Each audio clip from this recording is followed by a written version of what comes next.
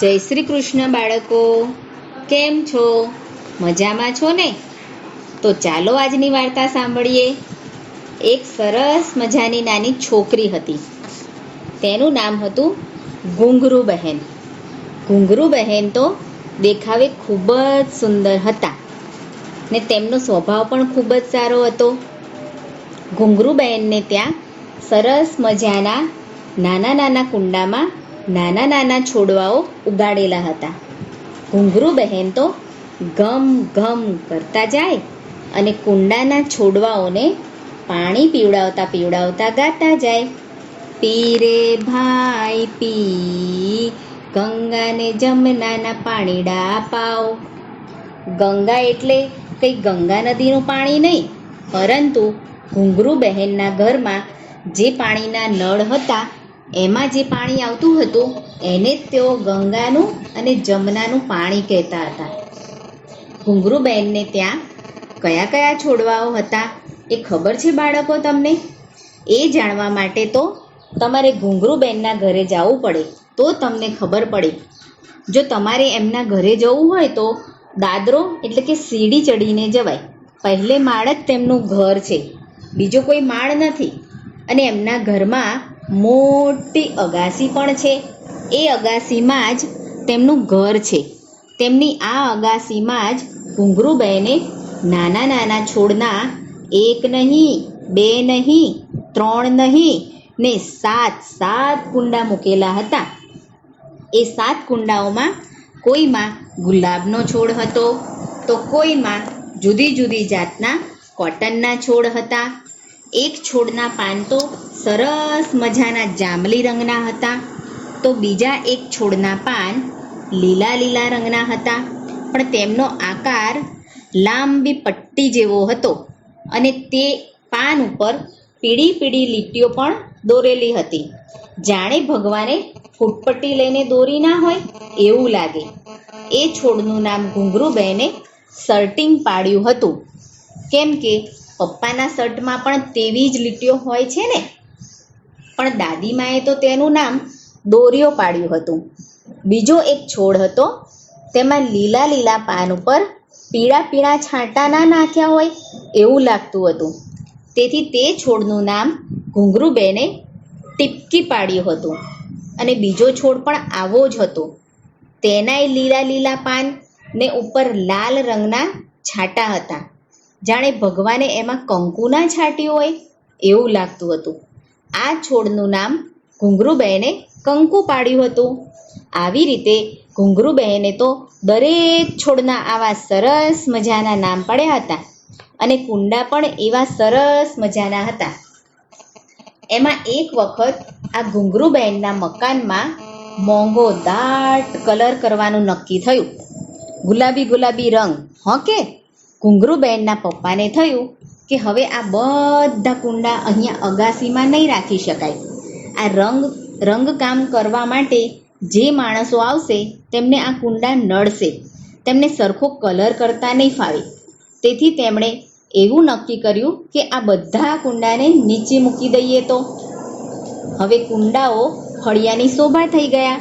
ઘૂંઘરૂ બહેનને તો તેમની આ બધી બેનપણીઓ દૂર જતી રહી હોય તેવું લાગવા માંડ્યું. પણ શું બોલે બિચારા, ઘરમાં બધે કલર કરવાનો હોવાથી તે કુંડા નડશે એવું બધાને લાગતું હતું.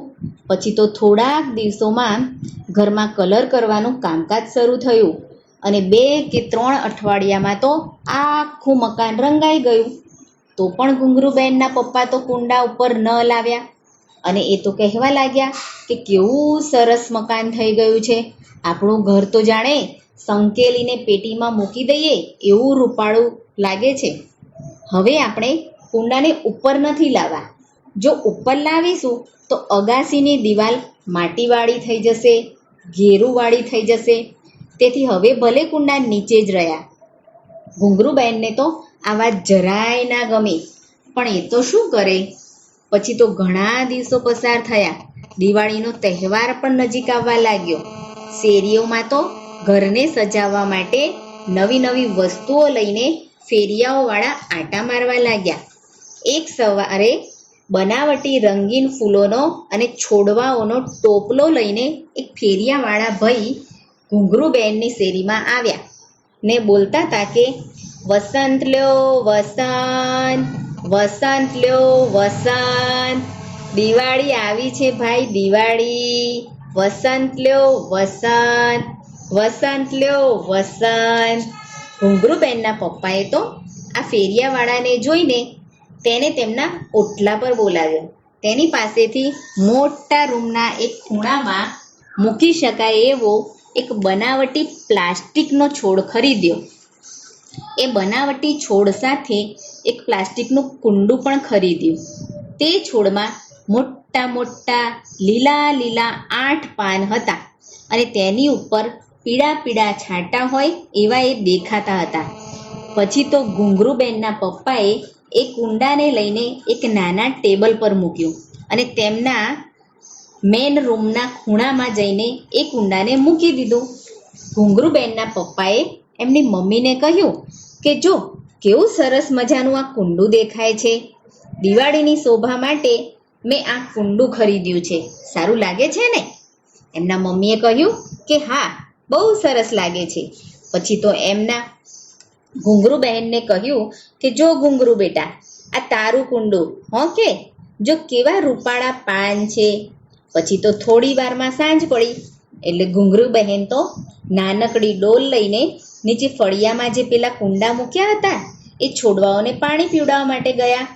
ત્યારે એમને અચાનક એવું લાગ્યું કે જાણે મોટા લીલા પાનવાળો ટીપકીયાળો છોડ જાણે રડે છે અને રડતા રડતા બોલે છે કે ઘૂંઘરૂબેન, ઘૂંઘરૂબહેન, તમારા પપ્પા તો જુઓ કેવા છે, મને જીવતા છોડને નીચે કાઢી મૂક્યો અને મારી નકલ કરતા બનાવટી છોડને પૈસા ખર્ચીને ખરીદ્યો અને તેને દીવાનખંડમાં બેસવા માટેનું કેટલું બધું માન આપ્યું.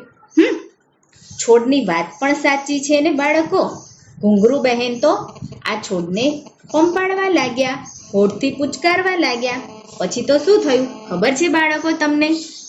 પેલા ઘૂંઘરૂબહેન તો ખૂબ જોર કરીને કુંડું માંડ માંડ ઉચક્યું અને માંડ્યા એ તો પગથિયા ચડવા. કેવી રીતે ખબર છે બાળકો તમને? ઊંચું કરીને એક પગથિયે મૂકે અને પોરો ખાય, પાછું એ તો કુંડું ઊંચું કરે, પાછું બીજે પગથિયે મૂકે ને પાછો પોરો ખાય.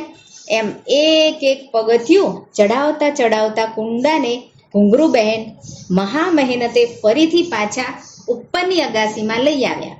અને ઘૂંઘરૂબહેન તો એમના પપ્પાને કહેવા લાગ્યા કે પપ્પા, આ છોડ નીચે રડતો હોય એમ મને લાગ્યું, મને કહેતો તો કે મારા રૂપની નકલ કરતો ખોટો છોડવો તમે લઈ આવ્યા, તો હું સાચો શું ખોટો હતો? મને નીચે કાઢી મૂક્યો અને પેલા પ્લાસ્ટિકના ખોટા છોડને કુંડાને દીવાનખંડમાં બેસાડ્યો. તેથી પપ્પા, હું એને ઉપર લઈ આવી. પપ્પાએ કહ્યું બહુ સારું કર્યું બેટા, બહુ સારું કર્યું. પછી તો ઘૂંઘરૂબહેન કુંડાને મૂકીને રમવા ચાલ્યા ગયા. સાંજનો દીવાબત્તીનો ટાઈમ થયો ત્યારે ઘૂંઘરૂબેન ઘેર આવ્યા. અરે વાહ, તેમણે જોયું કે શું જોયું હશે ખબર છે બાળકો તમને? કહી દો લો કે ઘૂંઘરૂબેને શું જોયું હશે? તેમણે તો જોયું કે તેમના ગમતા બધા જ કુંડાઓ ઉપરની અગાશીમાં હાર બંધ એક પછી એક એવી રીતે ગોઠવાઈ ગયેલા હતા અને પવનમાં હળવું હળવું હલતા હલતા બધા જ છોડવાઓ જાણે કે કહેતા હતા કે આવો આવો ઘૂંઘરૂબેન, આવો આવો ઘૂંઘરૂબેન, આવો આવો. ઘૂંઘરૂબેનના પપ્પાએ તો હસતા હસતા કહ્યું કે હું નીચે ગયો ત્યારે મને પણ એવું લાગ્યું કે જાણે બધા છોડવા મને કહેતા હતા કે અમને ટીપકીયાળા દોસ્ત વગર અને ઘૂંઘરૂબહેન વિના અહીં અમને ગમતું નથી. એટલે મેં કહ્યું કે ચાલો બધાને ઉપર લઈ જાઓ, કારણ કે છે ને ઘૂંઘરૂબહેનને તમારા વગર નથી ગમતું. ઘૂંઘરૂબહેન તો પપ્પાને ભેટી પડ્યા અને બોલ્યા, ખૂબ ખૂબ ધન્યવાદ પપ્પા, તમે બહુ સરસ કર્યું. ને પછી તો ઘૂંઘરૂબહેન, એમના મમ્મી અને એમના પપ્પાએ સાથે હળી મળીને ખાધું પીધું ને મજા કરી. વાર્તા થઈ ગઈ પૂરી, બાળકોને મજા પડી. આવજો બાળકો. જય શ્રી કૃષ્ણ.